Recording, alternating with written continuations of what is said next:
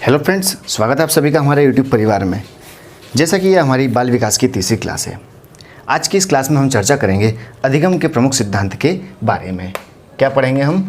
अधिगम के प्रमुख सिद्धांत के बारे में, जो कि CTET, treat, MPTET, UPTET, KVS जितनी भी महत्वपूर्ण शिक्षक पात्रता परीक्षा होती हैं उन सभी के पॉइंट ऑफ व्यू से काफ़ी महत्वपूर्ण होता है। तो हम शुरुआत करते हैं पहले सिद्धांत से। तो पहला सिद्धांत कौन सा है? पहले नंबर पर आता है प्रयत्न एवं भूल का सिद्धांत। कौन सा आता है? प्रयत्न एवं भूल का सिद्धांत। ठीक है दोस्तों। अब इसके प्रवर्तक कौन थे? तो इसके प्रवर्तक आपको नाम बताना है। तो इसके प्रवर्तक हैं, जिनका पूरा नाम आपको याद रखना है, एडवर्ड ली थॉर्नडाइक। क्या नाम था? थॉर्नडाइक। किस सिद्धांत का? प्रयत्न एवं भूल का सिद्धांत। अब महत्वपूर्ण क्वेश्चन यहाँ से बनता है कि प्रयत्न एवं भूल के द्वारा जो अधिगम है, यह सिद्धांत है, इसको किस अन्य नाम से जाना जाता है? आपसे सीधा सीधा ऐसा क्वेश्चन बनता है। तो इसके अन्य नाम कौन कौन से हैं? तो इसका पहला नाम आता है उद्दीपन। ये क्वेश्चन आपको सीटेट, रीट, कई बार इसके अंदर जो भी एग्जाम्स होती हैं उन सभी में भी क्वेश्चन पूछा गया है। जरूरी नहीं आपसे प्रयत्न एवं भूल के सिद्धांत पूछें, आपसे उद्दीपन अनुक्रिया सिद्धांत के प्रतिपादक या प्रवर्तक कौन थे, तो आपसे ऐसा भी क्वेश्चन पूछा जा सकता है। इसके अलावा अधिगम का बंध सिद्धांत भी इसे कहा जाता है। और थर्ड आता है SR थ्योरी, भी इसे कहा जाता है, स्टिमुलस रिस्पॉन्स थ्योरी। और फोर्थ नंबर पर आता है आवृत्ति का सिद्धांत। तो यह था महत्वपूर्ण प्रयत्न एवं भूल का सिद्धांत, जिसे इन अन्य 4 नामों से भी जाना जाता है। जरूरी नहीं है कि आपसे वो क्वेश्चन यही पूछ ले एकमात्र। ठीक है। अब बात आती है कि इस सिद्धांत में किस पर प्रयोग किया गया था। तो इस सिद्धांत में प्रयोग जो किया गया था वह बिल्ली के ऊपर किया गया था। इसमें क्या होता था? बिल्ली के सामने जब खाना रखा जाता था तो वह उचकने वाली बात आती थी। ठीक है। अब इस सिद्धांत के बारे में प्रमुखतः बात करें तो इसमें अभ्यास द्वारा सीखने पर बल दिया जाता है। इस सिद्धांत में किस पर बल दिया जाता है? तो अभ्यास द्वारा सीखने पर बल दिया जाता है। इसके अलावा अभ्यास द्वारा व्यक्ति को किसी भी कार्य में निपुण बनाया जाता है या बनाया जा सकता है। इस सिद्धांत के द्वारा क्या कहा गया है कि अभ्यास द्वारा, यह क्वेश्चन आपको रीट और सीटेट में पूछा गया क्वेश्चन है कि व्यक्ति द्वारा, अभ्यास द्वारा व्यक्ति को किसी भी कार्य में क्या किया जा सकता है? निपुण बनाया जा सकता है। ठीक है दोस्तों। थर्ड नंबर की विशेषता आती है कि गणित तथा विज्ञान जैसे विषयों के लिए यह सबसे ज़्यादा उपयोगी है। अब यह सिद्धांत जो है किन विषयों के लिए उपयोगी है? तो यह गणित एवं विज्ञान जैसे विषयों के लिए बहुत ही उपयोगी है। फोर्थ नंबर पर आता है त्रुटियों का निराकरण। जब कोई गलती पता चलती है तो हम उसका निराकरण भी कर सकते हैं। तो यह था हमारा पहला प्रयत्न एवं भूल का सिद्धांत। अब हम अगले सिद्धांत की ओर बढ़ते हैं। अगला सिद्धांत कौन सा आता है? तो अगला सिद्धांत आता है अनुकूलित अनुक्रिया। क्या कहा जाता है? अनुकूलित अनुक्रिया। ठीक है। अगर आपने यह नहीं लिख पाया हो तो आप इसका स्क्रीनशॉट ले सकते हैं या फिर साथ साथ में आप भी नोट्स बनाते हुए चलना। दूसरे नंबर पर आपका आता है अनुकूलित अनुक्रिया का सिद्धांत। अब इस सिद्धांत को और किस अन्य नाम से जाना जाता है? तो हमें याद रखना है, इसे प्राचीन अनुबंधन भी कहा जाता है। क्या कहा जाता है? प्राचीन अनुबंधन। इसके अलावा संबद्ध प्रतिक्रिया सिद्धांत भी इसे कहा जाता है। देखा जाए तो इसका ही दूसरा नाम और इसका ही तीसरा नाम, ये सब एक ही है। अनुकूलित अनुक्रिया को क्या क्या कहा जाता है दोस्तों? तो प्राचीन अनुक्रिया और संबद्ध प्रतिक्रिया सिद्धांत भी कहा जाता है। अब इसके प्रतिपादक कौन थे? तो हमें यह भी याद रखना है, इसके प्रतिपादक थे इवान पेट्रोविच। कौन थे? Ivan Petrovich. और ये महोदय कहाँ के हैं रहने वाले? तो हमें यह भी याद रखना है कि ये रूस के रहने वाले थे। अब बात आती है कि अनुकूलित अनुक्रिया का सिद्धांत था, तो इस सिद्धांत में किस पर प्रयोग किया गया था या किस जानवर पर प्रयोग किया गया था? तो हमें यह भी याद रखना है कि इसमें कुत्ते कुत्ते पर प्रयोग किया गया था। किस पर किया गया था? कुत्ते पर। ठीक है, इसे नकल प्रतिक्रिया भी कहा जाता है। क्या कहा जाता है? नकल प्रतिक्रिया भी कहा जाता है। अब इस सिद्धांत की प्रमुख विशेषताएं कौन कौन सी हैं? तो इस सिद्धांत से संबंध प्रतिवर्त अर्थात सहज विधि का जन्म हुआ है। इस विधि से काय का जन्म हुआ है? तो हमें याद रखना है प्रतिवर्त या सहज विधि का जन्म हुआ है। ठीक है दोस्तों। दूसरा आता है आदत निर्माण। अब इसके प्रमुख पॉइंट हैं, वो मैं आपको लिखते चल रहा हूँ, आप बाकी का सुनते चलिएगा साथ में। आदत निर्माण कृत्रिम उद्दीपक के द्वारा भी शास्त्रीय अनुबंधन का सिद्धांत संबद्ध प्रतिक्रिया धीरे धीरे आदत बन जाती है। क्या कहा जा रहा है कि कृत्रिम उद्दीपक के द्वारा भी शास्त्रीय अनुबंधन का सिद्धांत। एक यहाँ पर आपको फैक्ट याद रखना है कि शास्त्रीय अनुबंधन का सिद्धांत, ठीक है, कब संबंध प्रतिक्रिया धीरे धीरे आदत बन जाती है। दूसरा पॉइंट आता है भाषा का विकास। काय का? भाषा का विकास। छोटे बालकों को वस्तुएं दिखाकर शब्दों का ज्ञान करवाना इस सिद्धांत के द्वारा या इस अनुक्रिया में किया जाता है। जब छोटे छोटे बच्चे रहते हैं तो उन्हें छोटी छोटी वस्तुएं दिखाई जाती हैं ताकि उन्हें उस चीज़ का ज्ञान हो जाए। ठीक है। थर्ड नंबर पर आता है आपका मनोवृत्ति, आपकी सोच का निर्माण। जैसे कि अगर आपने पहली बार जब गाय को देखा है तो आप अगली बार भी उसे गाय ही कहें, तो आपकी ऐसी मनोवृत्ति निर्धारित करना है कि आप उसे गाय को बैल ना समझें। तो मनोवृत्ति का निर्माण करना। फोर्थ आता है बुरी आदतों को त्यागना। ये इसकी प्रमुख विशेषताएं हैं। ठीक है दोस्तों। और लास्ट आती है आपकी फिफ्थ विशेषता, सुलेख व अक्षर विन्यास जैसे विषयों के शिक्षण में यह बहुत ही अधिक उपयोगी है। किसमें? तो सुलेख एवं अक्षर विन्यास में यह विधि सर्वाधिक उपयोगी है। कौन सी विधि के बारे में भी हमने पढ़ा है? अनुकूलित अनुक्रिया के बारे में। इसके प्रतिपादक कौन है? तो इवान पेट्रोविच हैं। इसमें प्रयोग किस पर किया गया था? तो कुत्ते पर किया गया था। अब हम अगले सिद्धांत की ओर बढ़ते हैं। तो अगला सिद्धांत हमारा कौन सा है? बिल्कुल सही कहा दोस्तों आपने। हमारा अगला सिद्धांत है अंतर्दृष्टि द्वारा अधिगम। कौन सा आएगा? अंतर्दृष्टि द्वारा अधिगम। ठीक है। अब इस सिद्धांत का अन्य नाम क्या है? तो हमें याद रखना है कि इस सिद्धांत को गेस्टॉल्ट सिद्धांत के नाम से भी जाना जाता है। क्या नाम से जाना जाता है? गेस्टॉल्ट सिद्धांत भी इसे कहा जाता है। इसके अलावा इसे बहुत ही इम्पोर्टेंट है, सूझ का सिद्धांत भी कहा जाता है। आपसे क्वेश्चन सीधा सीधा पूछा जा सकता है कि सूझ का सिद्धांत किसे कहा जाता है? सूझ के सिद्धांत का अन्य नाम क्या है? तो आपसे चार ऑप्शन आ सकते हैं, प्रयत्न एवं भूल द्वारा अधिगम, अनुकूलित अनुक्रिया, अंतर्दृष्टि द्वारा अधिगम, प्रबलन का सिद्धांत। तो हमें याद रखना है कि अंतर्दृष्टि द्वारा अधिगम इसका बिल्कुल सही आंसर होगा। ठीक है। अब इसके प्रतिपादक कौन थे? तो हमने इसके बारे में पहले भी पढ़ा है, जहाँ से आप इसे लिंक कर सकते हैं। इसके प्रतिपादक या इसके प्रवर्तक थे कोहलर, कोफ्का, वर्दीमर। कोहलर, कोफ्का और कौन है? वर्दीमर। अब इन्हें याद कैसे रखना था? तो हमने बात की थी K2M गैस। गैस से क्या बना था? गेस्टॉल्टवादी सिद्धांत। और ये सब चीज़ें हम एक ही हैं, हमें इसलिए बिल्कुल लिंक करते हुए चलना है एक दूसरे से। अब इसमें प्रयोग किस पर किया गया था? हमें यह याद रखना है।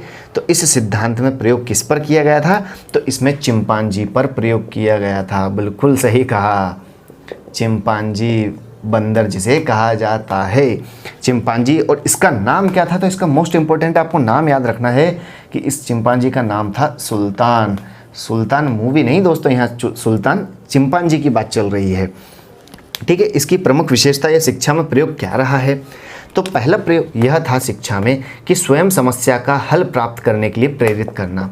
स्वयं समस्या निराकरण हेतु प्रेरित करना। जब भी कोई समस्या आती है, ठीक है दोस्तों, तो आपको उसके लिए मोटिवेट करना कि अगली बार ऐसी समस्या आती है तो आप उससे कैसे निपटेंगे, तो उसके लिए आपको प्रेरित करना है। और सेकंड आती है आपकी छोटे बालकों के समक्ष वस्तु प्रस्तुत करने पर वे आवश्यक संबंधों का प्रत्यक्षीकरण शीघ्र कर लेते हैं। जब हमने उन्हें बेसिक स्तर पर बता दिया है कि सामने गाय है, जब वो अगली बार देखेगा कि हाँ ये कौन सा जानवर है, अगर आप उससे पूछते हैं तो वह ऑटोमेटिक खुद ही बता देगा कि ये गाय जा रही है। तो दूसरा क्या है, आवश्यक संबंधों का प्रत्यक्षीकरण। तो यह हमने इसकी प्रमुख सेकंड विशेषता पढ़ी है।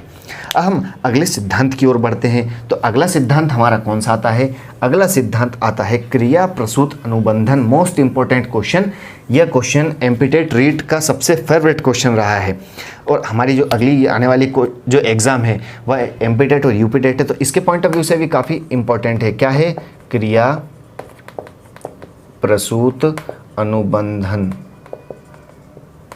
का सिद्धांत। ठीक है, अब इस सिद्धांत का और अन्य नाम क्या है, तो इस सिद्धांत को जिस अन्य नाम से जाना जाता है वह सिद्धांत का नाम है सक्रिय अनुबंधन का सिद्धांत। क्या कहा जाता है, सक्रिय अनुबंधन का सिद्धांत। आगे पार्ट पीछे सपाट नहीं करना है हमें। इस क्लास को देखने के बाद आपको पिछले क्लास को भी रिकॉल करना है, इसीलिए संडे को आपको कोई भी क्लास नहीं है ताकि आप संडे को पूरा रिकॉल कर सकें। ठीक है, इसके अलावा इसका थर्ड नाम जो आता है वह आता है नैमित्तिक अनुबंधन। क्या कहा जाता है दोस्तों, नैमित्तिक अनुबंधन। किसे कहा जाता है, क्रिया प्रसूत अनुबंधन सिद्धांत को ही। इसके अलावा इसे सक्रिय अनुबंधन सिद्धांत भी कहा जाता है। अब इसके प्रवर्तक कौन थे, तो इसके प्रवर्तक जानना हमारे लिए ज़रूरी है। तो इसके प्रवर्तक थे ब्यूरहस, क्या कहा गया है, ब्यूरहस, फ्रेडरिक स्किनर। ये स्किनर महोदय का पूरा नाम है। आपको पूरा नाम भी याद करते हुए चलना है कि पूरा नाम क्या है, तो पूरा नाम इनका ब्यूरहस फ्रेडरिक स्किनर है। अब ये महोदय कहाँ के हैं, तो ये महोदय भी अमेरिका के रहने वाले थे, हमारे इंडिया के नहीं हैं। ठीक है, अब इस प्रयोग में किस पर प्रयोग किया गया था, इस सिद्धांत में किस पर प्रयोग किया गया था, तो याद रखना है कबूतर और चूहा, इन दोनों के ऊपर प्रयोग किया गया था। किस सिद्धांत में, क्रिया प्रसूत अनुबंधन के सिद्धांत में। इसमें इसकी प्रमुख विशेषता क्या थी, तो किसी भी अच्छे कार्य के लिए सकारात्मक पुनर्बलन देकर प्रोत्साहित करना। क्या कहा गया है, सकारात्मक पुनर्बलन देकर प्रोत्साहित करना। यह किस सिद्धांत की विशेषता है, तो याद रखना है नैमित्तिक अनुबंधन कहें या सक्रिय अनुबंधन का सिद्धांत कह सकते हैं या क्रिया प्रसूत अनुबंधन का सिद्धांत भी कह सकते हैं। क्या कहा गया है इसमें कि सकारात्मक पुनर्बलन देकर प्रोत्साहित करना चाहिए एवं किसी भी गलत कार्य के लिए ऋणात्मक पुनर्बलन देकर उसे घटाना भी चाहिए। मोस्ट इंपॉर्टेंट फैक्ट है यहाँ पर। ठीक है दोस्तों, पहला क्या कहा है, सकारात्मक पुनर्बलन देकर प्रोत्साहित करना, और दूसरा है कि गलत कार्य के लिए क्या करना है आपको, ऋणात्मक पुनर्बलन देकर घटाना। ऐसा नहीं है कि आप वो कोई गलत काम कर रहा है तब भी आप उसे पॉजिटिव प्रोत्साहित दे रहे हैं, आप उसे पुनर्बलन बहुत अच्छा शाबाशी देकर उसे उसका हौसला अफजाई कर रहे हैं, तो ऐसा नहीं करना। अगर कोई गलत काम कर रहा है तो उसे आपको समझाना भी है। अब अगला सिद्धांत कौन सा आता है, अगला सिद्धांत भी मोस्ट इम्पोर्टेंट सिद्धांत है। अगला सिद्धांत कौन सा है हमारा, प्रबलन का सिद्धांत। बिल्कुल सही कहा दोस्तों, लेकिन आप इसके अन्य नामों के बारे में जानते हैं क्या? अगर आप जानते हैं तो कमेंट बॉक्स में अपना आंसर ज़रूर देते चलें। अगला हमारा है प्रबलन का सिद्धांत। कौन सा है, प्रबलन का सिद्धांत। अब इस सिद्धांत को किस अन्य नाम से जाना जाता है, अब इस किस अन्य नाम से जाना जाता है, तो हमें याद रखना है इसे ही विधिक सिद्धांत भी कहा जाता है। कौन सा सिद्धांत कहा जाता है, विधिक सिद्धांत। और इसके अलावा न्यूनतम आवश्यकता, क्या कहा जाता है, न्यूनतम आवश्यकता का सिद्धांत भी किसे कहा जाता है दोस्तों, प्रबलन के सिद्धांत को। और आप इसे बहुत ही आसानी से याद रख सकते हैं कि इसके प्रवर्तक कौन है, तो प्रबलन, बल बोला है तो आपको हल याद रखना है। कौन है, Cl, हल इसके प्रवर्तक हैं। तो बल और हल इन दोनों को संयुक्त रूप से आप याद कर लेंगे तो आप इसे याद रख सकते हैं। और इस सिद्धांत पर चूहे पर प्रयोग किया गया था। किस पर प्रयोग किया गया था, चूहे पर प्रयोग किया गया था। इसकी प्रमुख विशेषता यह है कि इसमें व्यक्तिगत शिक्षा पर बल दिया जाता है। आपसे क्वेश्चन बन सकता है कि किस सिद्धांत में व्यक्तिगत शिक्षा पर बल दिया जाता है। पहला ऑप्शन है अंतर्दृष्टि द्वारा अधिगम या सूझ का सिद्धांत, अनुकूलित अनुक्रिया का सिद्धांत, इसके अलावा प्रबलन का सिद्धांत, और चौथा ऑप्शन आता है क्रिया प्रसूत अनुबंधन का सिद्धांत। तो हमें क्या याद रखना है कि व्यक्तिगत शिक्षा पर बल प्रबलन के सिद्धांत में दिया जाता है। इसके अलावा शिक्षक को विषय वस्तु तथा अधिगम को दोहराने पर बल दिया जाता है। क्या कह रहे हैं हमसे कि शिक्षक को विषय वस्तु पर बल एवं दोहराने पर बल। इसीलिए प्राइमरी जो टीचर होते हैं वो बच्चे को दोहरा कर, जैसे कि हम कह सकते हैं कि गिनती हुई ABCD या पहाड़े जो भी होते हैं उन्हें दोहराया जाता है। ठीक है, दोहराने पर बल दिया जाता है ताकि बालक की आदत को बेहतर बनाया जा सके। तो अभी तक हमने कितने सिद्धांत के बारे में पढ़ लिया है?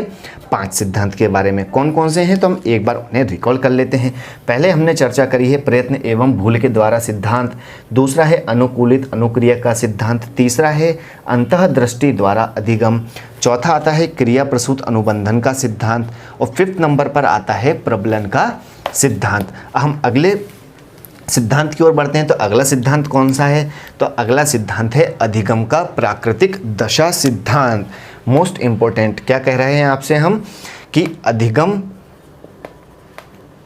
द्वारा या अधिगम का प्राकृतिक दशा सिद्धांत। ठीक है दोस्तों, अब इस सिद्धांत को किस अन्य नाम से जाना जाता है? मोस्ट इंपॉर्टेंट क्वेश्चन कि इस सिद्धांत को क्षेत्र सिद्धांत भी कहा जाता है, और इसके अलावा इसे तल रूप सिद्धांत भी कहा जाता है। जैसा कि यह क्वेश्चन पूछा गया है आपसे कि तल रूप सिद्धांत किसे कहा जाता है, तो हमें याद रखना है कि अधिगम का प्राकृतिक दशा सिद्धांत को ही क्षेत्र सिद्धांत या तल रूप सिद्धांत भी कहा जाता है। इसके प्रवर्तक कौन थे? तो इसके प्रवर्तक हैं कुर्ट लेविन। कौन है? कुर्ट लेविन साहब। और ये कहाँ के रहने वाले हैं? तो ये महोदय जर्मनी के निवासी हैं। आप इसे इस रूप से भी याद रख सकते हैं कि क्षेत्र का लेवल, क्षेत्र तल रूप और लेवल तो कुछ ना कुछ होता ही है, हर चीज़ का तल का लेवल तो होता ही है। तो आप इसे इस तरीके से भी याद रख सकते हैं कि क्षेत्र या तल को लेकर क्षेत्र का लेवल, आप इसे इस तरीके से भी याद रख सकते हैं। ठीक है दोस्तों, अब इसकी प्रमुख विशेषता क्या थी? तो इसमें व्यवहार पर जोर देते हुए अभिप्रेरणा का प्रयोग किया जाता है। क्या किया जाता है कि व्यवहार पर जोर देकर अभिप्रेरणा, किसकी बात करी है? अभिप्रेरणा, चेतना या चेतन मन का नहीं, अभिप्रेरणा का प्रयोग किया जाता है। और दूसरी विशेषता क्या है? शिक्षकों को छात्रों की योग्यता, शिक्षकों को छात्रों की योग्यता एवं शक्ति के अनुसार उपयुक्त मनोवैज्ञानिक वातावरण उपलब्ध करवाकर प्राप्त उद्देश्य को प्रभावी ढंग से निर्देशित करना चाहिए। योग्यता एवं शक्ति के अनुसार क्या कहा जा रहा है आपसे? छात्रों की योग्यता एवं शक्ति के अनुसार उपयुक्त मनोवैज्ञानिक वातावरण उपलब्ध करवाकर उनके उद्देश्यों को प्रभावी ढंग से निर्देशित करना चाहिए। तो आज के इस वीडियो में हमने प्रमुख रूप से 6 सिद्धांतों के बारे में चर्चा की है।